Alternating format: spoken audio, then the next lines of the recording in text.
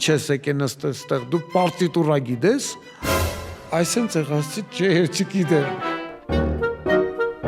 Դուք իրականում շատ լուրջ մաստեր կլաս տվեցիք հիմա բլոգերներին։ Եթե մեզ ոչինչ չոչնչացնի, աղբը մեզ կոչնչացնի։ Ամեն ինչ կտրուկ չի եղել, կտրուկ Վիկիպեդիայում կարող է երևա։ Մեր հյուրն է այսօր ռեժիսոր, պրոդյուսեր Հրաչ Քեշիշյանը։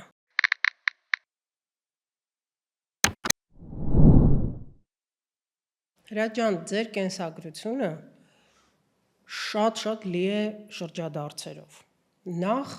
սկիզբը դուք ավարտել եք ռադիոֆիզիկայի բաժինը պետական մեր համալսարանում։ Հետո Վիկիպեդիան ասում է, որ աշխատել եք դպրոցում ուսուցիչ։ Եվ հետո կտրուկ շրջադարձ դուք դառնում եք ռեժիսորի ասիստենտ կարծեմ։ Լավ, ռադիոֆիզիկա ավարտած ուսանողը ինչպես է հայտնվում ռադիոյում։ Տեսեք, երևի ամեն ինչ տենց ունի իր երևի նախախնամություն կա, երևի կան ինչ-որ նշաններ, որոնց պետք է հետևել, երևի ժամանակներն են դա թելադրում, երևի իրականում նաև որոշակի նախասիրությունները ավելի առաջ են գալիս, քան մասնագիտությունը, բայց ենթադրում եմ, որ ամեն ինչ կտրուկ չի եղել, նախ մեր տանը բոլորը բանասերներ էին, և հայրս և մայրս բանասերներ են, երկուսն էլ թարգմանիչ են, երկուսն էլ արևելագետներ են, մեր տունը լի է գրականությամբ, այսինքն մենք անդադ գրականության մասին ենք խոսում, անդադ և հայ գրականությունը, և պարսից գրականությունը միախառնված բաներ էին և եվրոպական գրականությունը, չգիտեմ, ասենք մենք մեծացել ենք և ռուսական գրականության և Լև Տոլստոյից մինչև Ֆիրդուսի, Ջեք Լոնդոն ու Դրայզեր, այդ ամեն ինչ եղել է մեր կյանքում, երբ ես եղել եմ ու իմ գրականություն ուսուցիչը, ես սովորել եմ ֆիզիկայի թեքումով դպրոցում,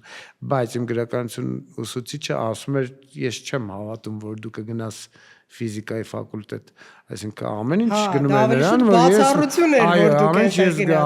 նրան, որ ես նույնիսկ ֆիզիկայի թեքումով դպրոցից պետքա գնայի բանասիրական։ Նույնիսկ Մերուժան Տեր-Գուլանյանը այն ժամանակ Գարունի խմբագիրը, որի հետ մտերիմ էինք, երբ որ մենք 10-րդ դասարանում էինք, ժամանակ առ ժամանակ իր մոտ, իր կաբինետում հավաքներ էր անում, նույնիսկ պարոն Գուլանյանն էր այն ժամանակ ասում, չէ, դու հաստատ պիտի գնաս բանասիրական, բայց հետո տարիներ հետո բախտ վիճակվեց իր հետ էլ աշխատել, հետ էլ էր տենց, երևի տենց գծված մի բան էր։ Այնուամենայնիվ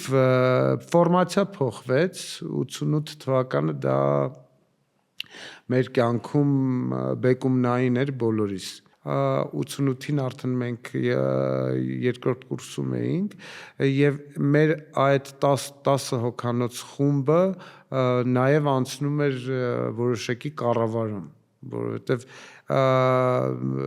բացի այն, որ մենք շատ նեղ մասնագիտություն ունեինք, այսինքն կիսահաղորդիչների և դիէլեկտրիկների ֆիզիկայի էինք ուսումնասիրում և դա այսօրվա ամենապահանջված մասնագիտություններից մեկն է, ինչպես գիտեք, այսինքն այն ինչ որ մենք այսօր կարող ենք զարմանալ, այն ժամանակ մեր համար դա դաս էր և մասնագիտություն էր, որ սովորում էինք,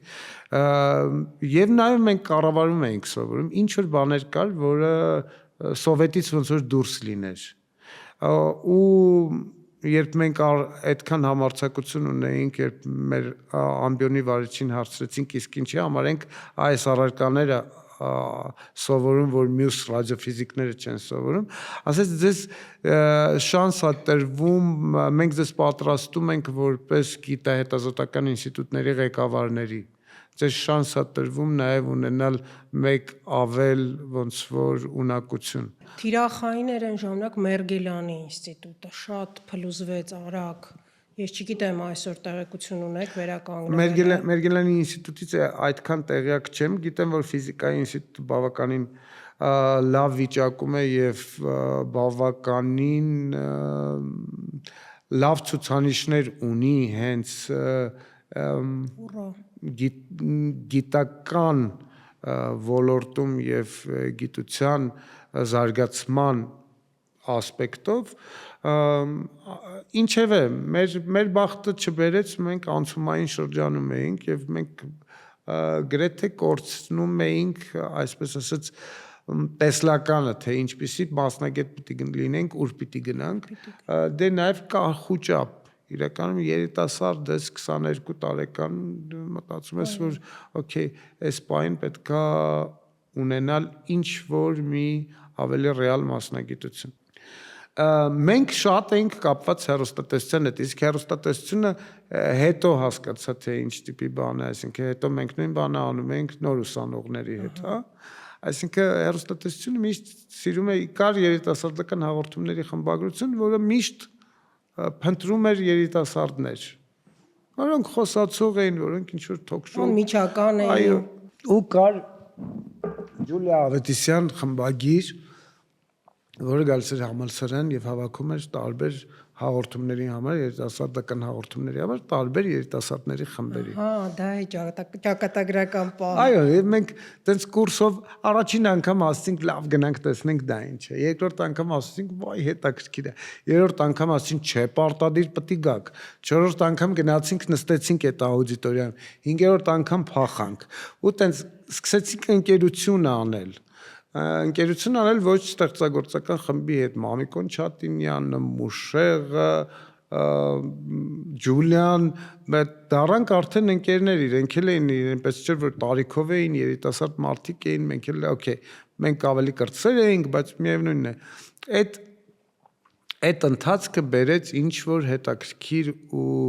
լավ մի բանի ես արդեն երկրորդ թե երրորդ կուրսում աշխատում էի դպրոցում որպես ֆիզիկայի դասատու, որովհետև մտածեցի, որ սա էլ է հնարավորություն, ինչի՞ չէ, պետքա փորձել։ Դա վախենալու էր, որովհետև դու ինքդ դեռ 19 տարեկան ես, նոր ես, տենց անցել ինչ որ լուրջ ընդունում էին ձեզ աշակերտները։ Ես ավելին ասեմ, որ իմ աշակերտներից մեկը, որը ես չէի էլ ենթադրում, որ կարող էր դիմել ռադիոֆիզիկայի ֆակուլտետ, փաստորեն գնաց դիմեց, ընդունվեց, որից հետո ուսում շարունակեց Միացյալ Նահանգներում, հետո Միացյալ Նահանգներում մի օր տեսանք իրար, ասաց ես էստեղ եմ եկել եմ շարունակեմ ուսումս ու ձեր պատճառով եմ ընդունվել։ Այդ տարիքային տարբերությունը մի 2-3 տարի էր, էլի, տենց։ Այսինքն կարճ աշխատելով դպրոցում դուք մինիմում մի հոգու շատ մեծ օգուտ եք բերել։ Մինիմում հա մի հոգու։ Լավ ճանապարհի վրա եք դրել։ Երևի պետք չէր որ ես դառնայի ուսուցիչ հեռուստատեսությունը ավելի գայթակղիչ էր ես գնացի գայթակղության հետևից Ահա իսկ Օստանկինոյի գայթակղությունը որ պահին Օստանկինոն պահանջված տեսեք սովետական հեռուստատեսությունում ընդունվել սովետական հեռուստատեսություն աշխատանքի իսկ ես ընդունվեցի փաստորեն շատ ավելի շուտ քան +6 խորհրդային միությունը անհրաժեշտ էր որպեսզի ունենալ գոնե մասնագիտական որևէ դասընթացի դիպլոմ այսպես ասած եւ այդ պարագայում ինձ օգնեցին եւ հեռուստատեսության աշխատակիցները եւ իմ ընկերները Մոսկվայում որ ես կարողացա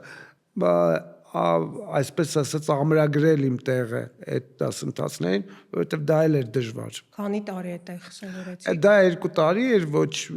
ոչ պերմանենտ այսինքն գնալ գալով ես կարողանում էի ինչ որ սեսիաներ գնալ տալ քննություններ եւ վերջում ստանալ այդ ռեյսորի կվալիֆիկացիայի այսպես ասած դիպլոմ Իսկ եղել է ձեզ մոտ այդ զգացողությունը երբ դուք հայտնվում եք Երևանից գնում եք Մոսկվա կարծում եմ այն ժամանակ տարբերությունը վաու կարող էր առաջացնել եղել է ձեզ մոտ այդ էֆեկտը որ ինչքան իրենք առաջ են ինչքան մենք հետ ենք թե հակառակը թե դա միֆ է Խորհրդային տարիներին հայկական հեռուստատեսությունը համարվում էր լավագույն երրորդ հեռուստատեսությունը եւ մենք չենք զիջում ոչ տեխնիկապես եւ ոչ էլ ստեղծագործական իմաստով եւ այդ տարիներին ստեղծված շատ հաղորդումներ հիշում եք կար կենտրոնական հեռուստատեսության պատվերով դրանք նաև գնում էին փաստորեն համամիութենական ալիքներով եթեր ու այդ իմաստով շատ սիներգիան շատ մեծ էր ռուսական եւ հայկական հեռուստատեսության մեջ ու դե մեր մասնագետներն էլ այտենց հիանալի մենք սերունդ ենք ունեցել հեռուստատեսային գործիչների Մենակ Նարոշ Լեփչյան եւ Արմեն Հովհաննիսյանը ինձ համար դա այո յուրահատուկ գագաթներ են բայց Աստանկինոն կոնկրետ բացի այդ թղթից այսպես կոչված ձեզ ինչ որ բան տվեց ավել ես հետո եմ շատ երկար շփվել իմ գոլեգաների հետ որովհետեւ շատ երկար արդեն 2000-ականներին ես աշխատում էի առաջին ալիքի երաժշտական խմբագրության հետ յուրաքսյուտայի հետ մենք շատ մտերիմ եւ ընկերներ ենք եւ միասին անցել ենք նաեւ այն մեր սկզբնական եվրատեսիլների փուլը որովհետեւ այդ փորձը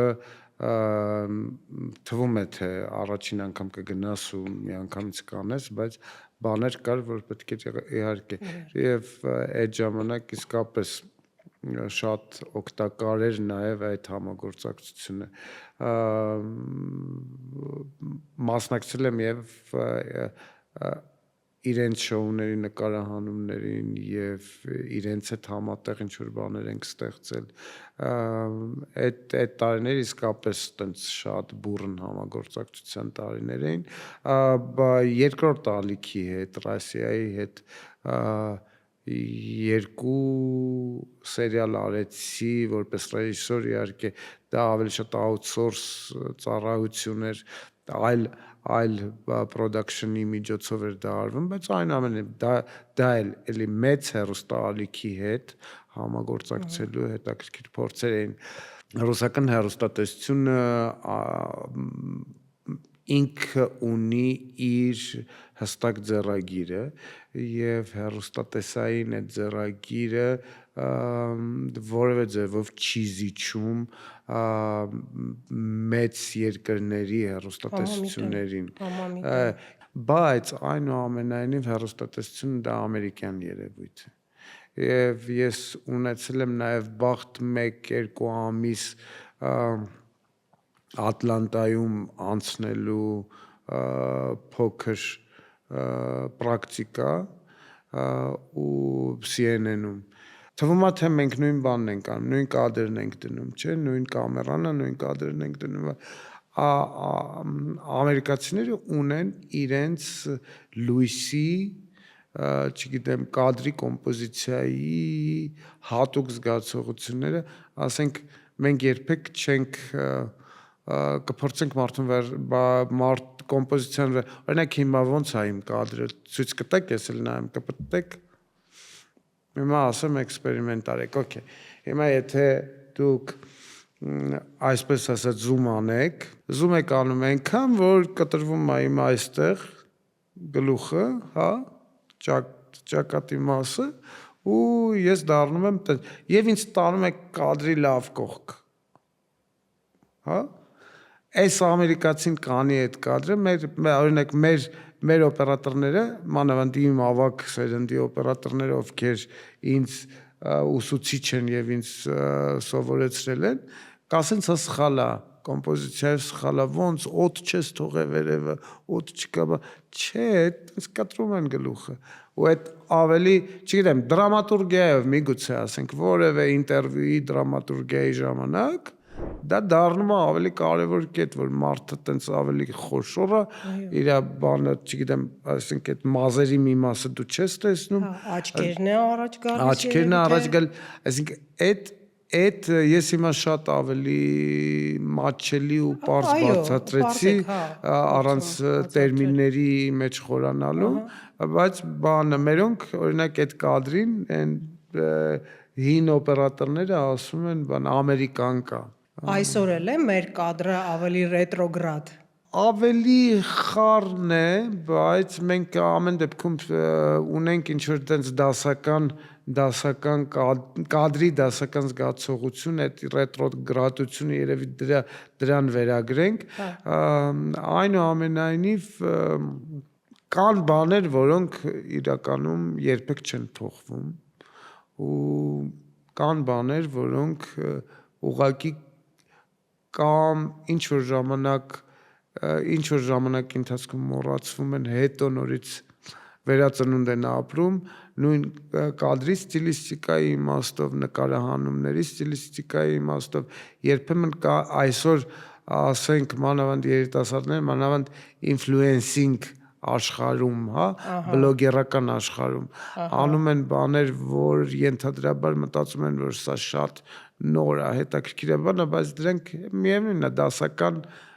դասական ժանրից են եւ դա վաղուց արվել է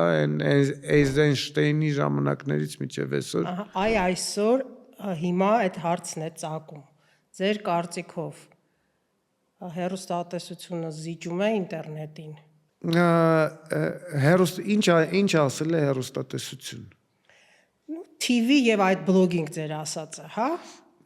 Տեսեք հեռուստատեսություն YouTube-ը եւ TV-ն, այսպես ասենք։ Okay. Դեռևս 68 թվականին Ֆելինին ասել է, որ յուրաքանչյուր մարդ ինքն է իր հեռուստատեսության տերը։ Եվ դրա մեջ կա բան պարզ տրամաբանություն, այսինքն ուզում ես դիտում ես, չես ուզում փոխում ես ալիքը, բայց դասական հեռարձակման ձևը, որը այդ մինչև այսօր գործում է, այսպես ասած, ծրագրավորված, այս ժամին ես հաղորդում ես մեկ, դա տեխնիկայի խնդիր է ընդհանրապես։ Այն ժամանակ լավագույն ձևը եղել է դա։ Իսկ հեռուստադիտողը փոխվել է այս տարիների ընթացքում։ Եվ եթե այո, ինչ։ Հեռուստադիտողը փոխվել է բնականաբար, հեռուստադիտողը փոխվում է անընդհատ, հեռուստադիտողը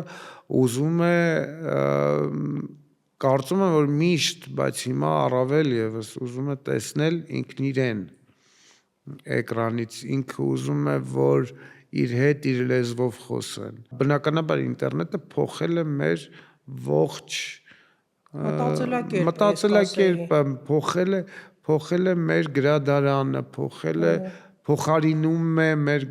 չգիտեմ, բառարաններին, այսօր ոչ մեկ երեք մամայիս հետ էինք խոսում,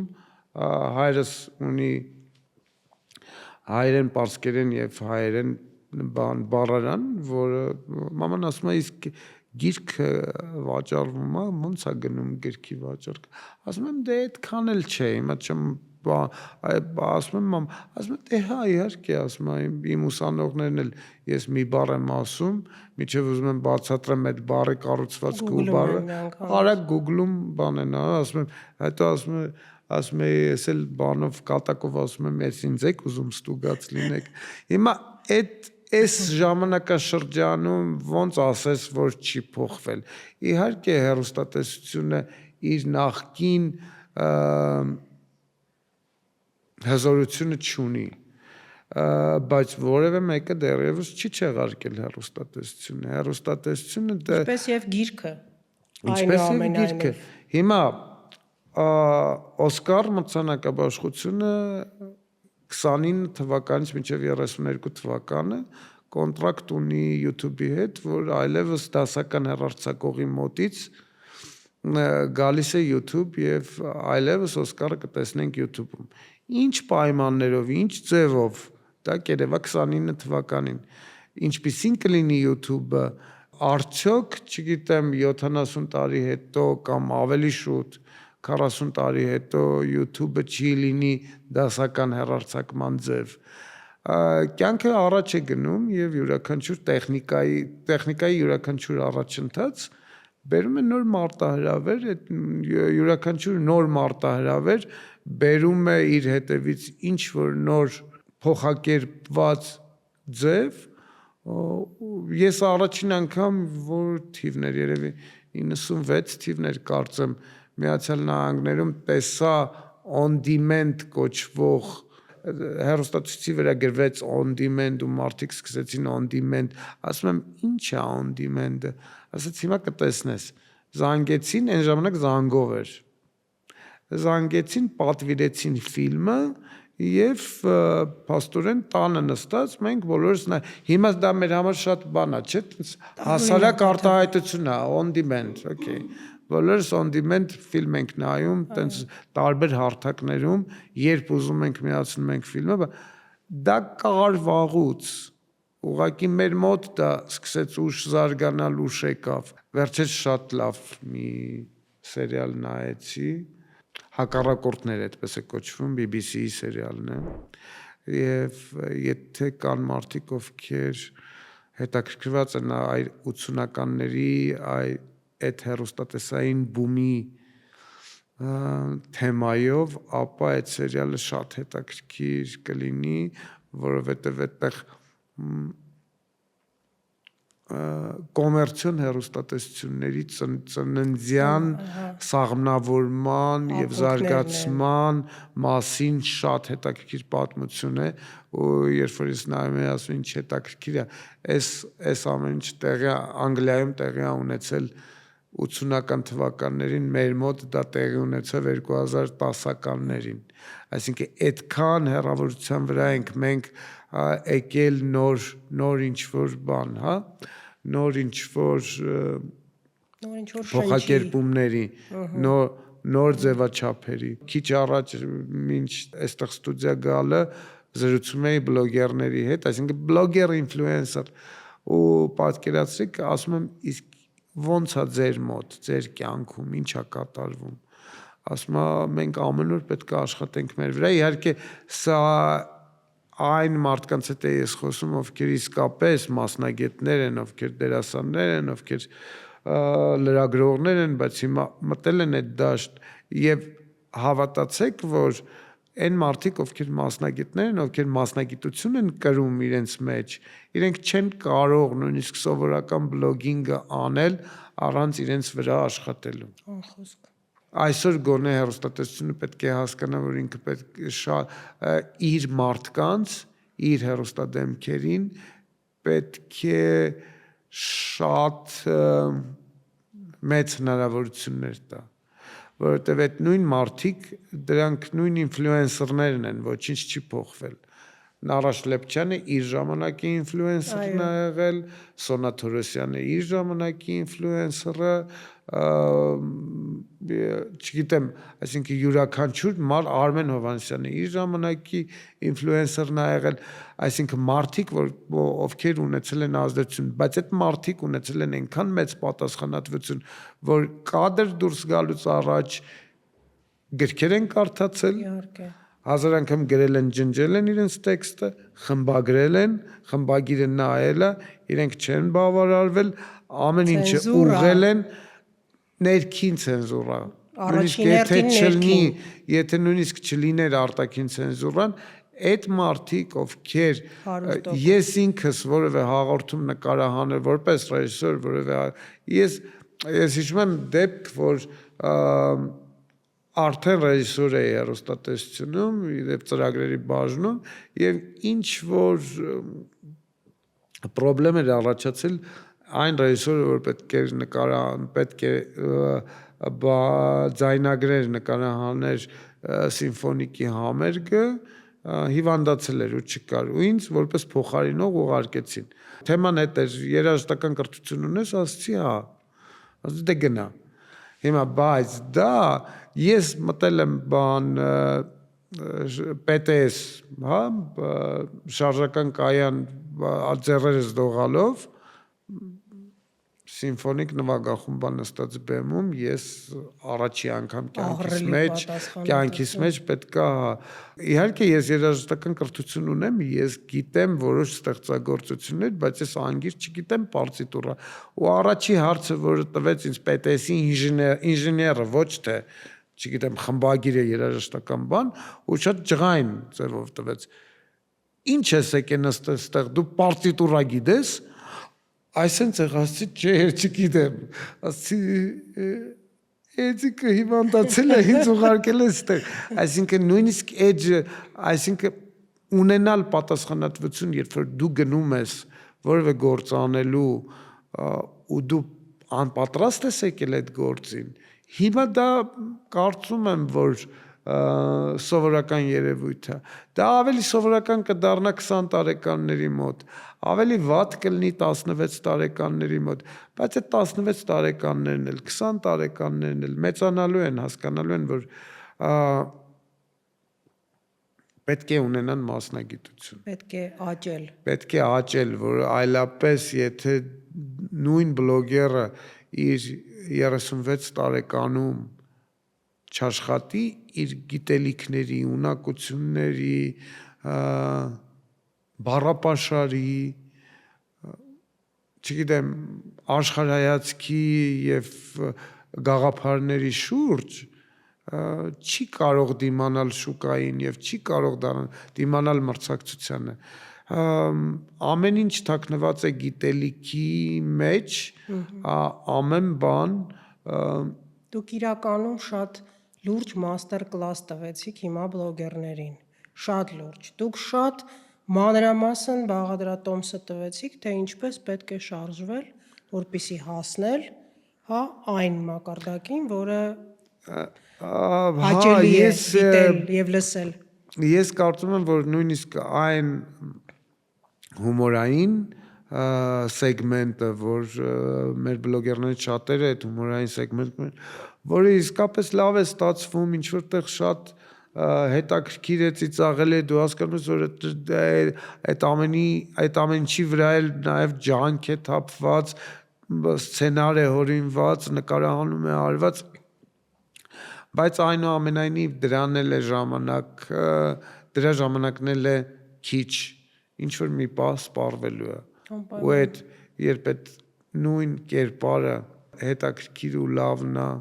20 տարեկանում ինքը չի կարողանա դառնալ լավը 45-ում։ Ու այդ զարգացումը պետքա լինի, այլապես գալու են նոր 20 տարեկաններ ու դուրս մղեն։ Այո։ Միգուցե այն ժամանակ իրենք ասեն, որ այս 20 տարեկանները ավելի անպատասխանատու են, ավելի քիչ են կարդում, քան մենք էինք կարդում, միշտ լինելու է։ Բայց ես վստահ եմ, որ ժամանակը ամեն ինչ իր տեղն է գցում ու ես խաղաղ եմ բոլորի հետ։ Միայն չլինի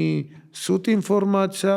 միայն չլինի սուտ ագիտացիա, միայն չլինի վնասելու միտում, որովհետև երբեմն ինչքան էլ փորձեն վերահսկել վնասը, միևնույնն է, կան կոնտենտներ, որոնք կարողանում են նույնիսկ միգուցե անկախ իրենցից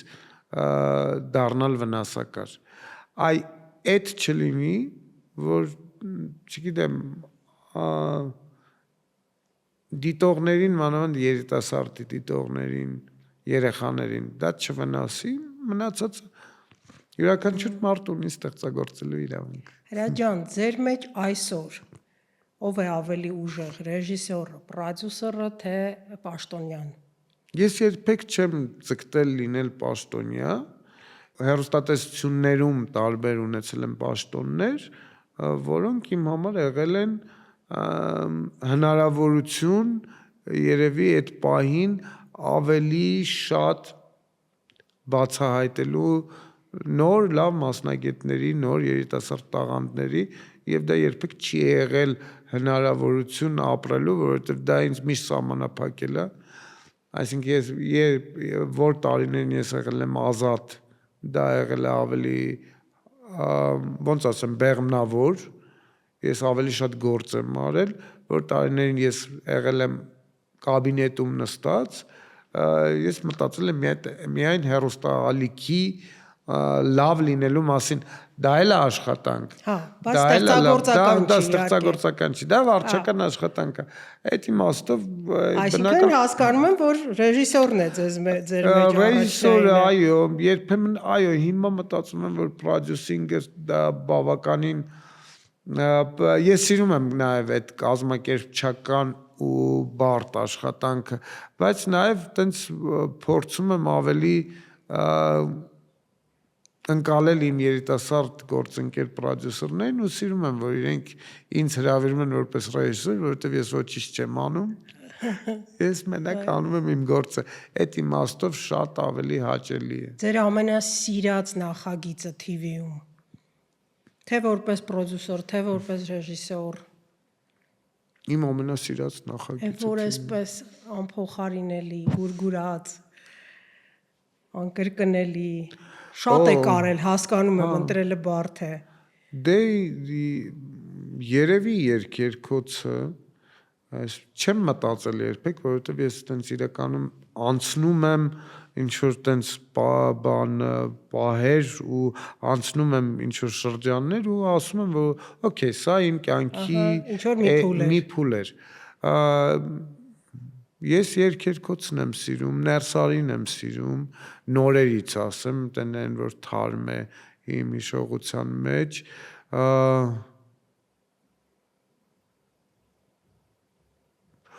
վաու, ինչ բարդ հարց տվեցիք։ Բարձրաձայնեցիք մի քանիսը, ընթացքում եթե հիշեք, կրկին կբարձրաձայնեք։ Կհիշեմ։ Ես ուզում եմ ես որպես պաշտոն վարչական ասեմ, բայց այդ շատ ես սիրում եի իմ ստեղծած Armnews-ը։ Armnews հեռուստաընկերությունը դա առանձին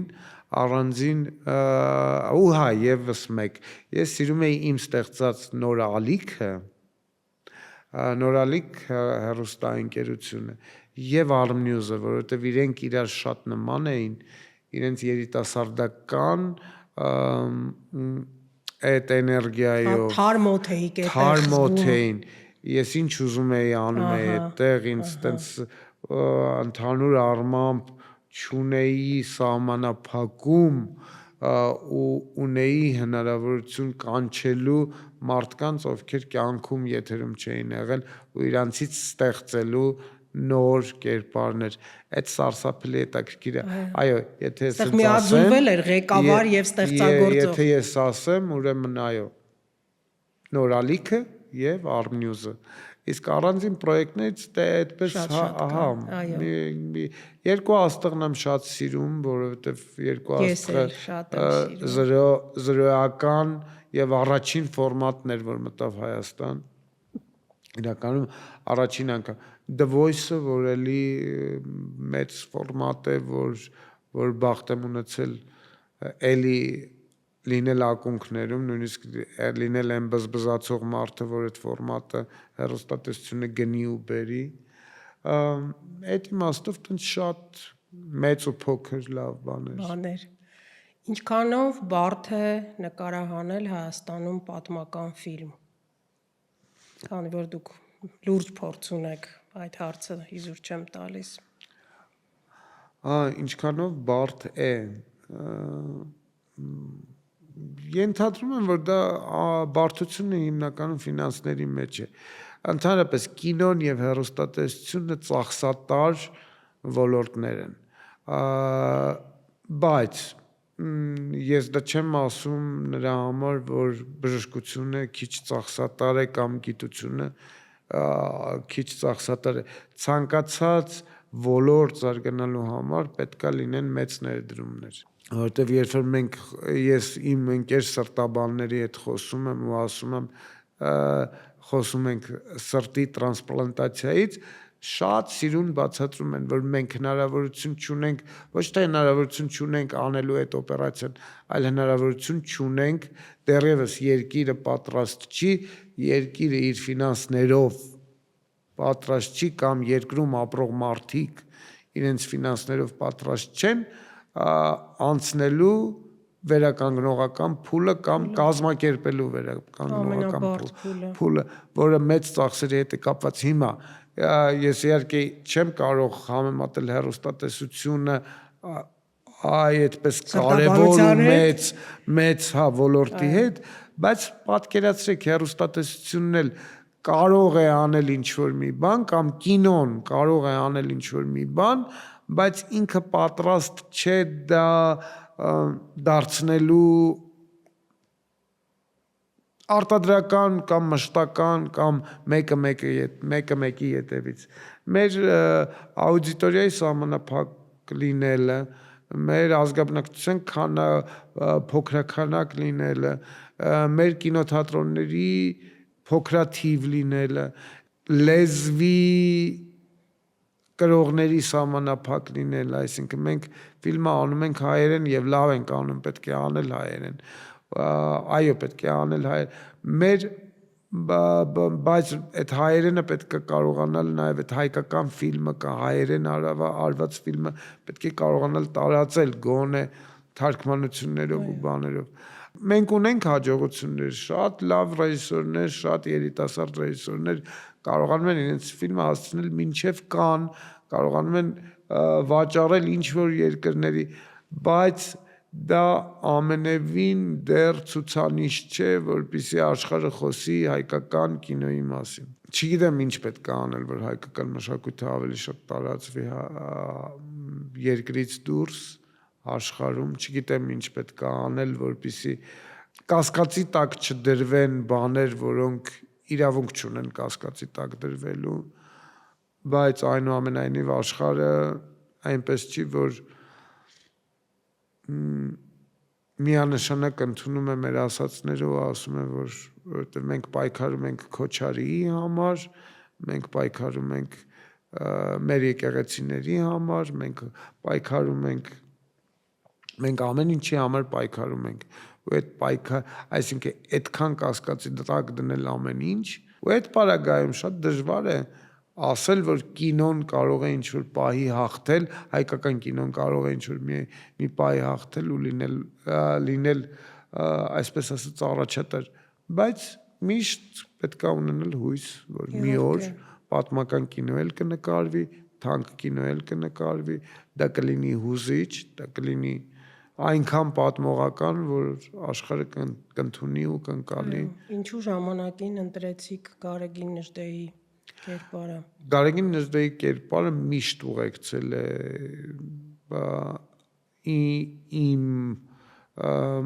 իմ մտքերում, իմ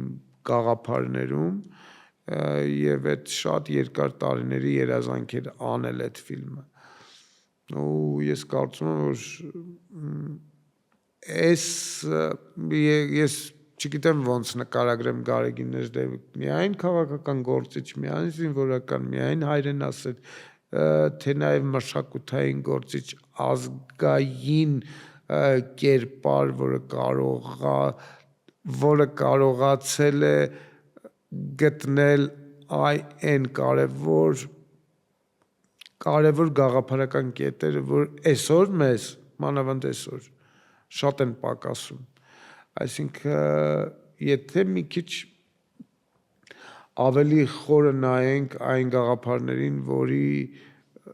մասին խոսում է Նժդեը, ապա կհասկանանք, որ այո, դա որոշակի առումով նաև ոնց որ դրամաբանական եզրակացության է այն վիճակին, ինչին մենք այսօր հանգել ենք։ Եթե մենք կարողանանք, իրականում գիտեք, խնդիրը որն է, որ